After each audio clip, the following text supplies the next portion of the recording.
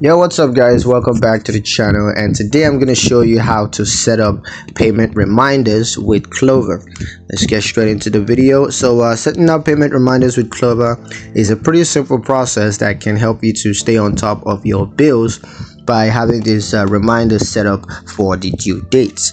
Now here's a step-by-step guide on how to get that done. So first thing you want to do is to log into your Klover account, and once you're logged in on the mobile app or the official website and you're logged into your account, you just want to click on bills, and then you want to select set up payment reminders.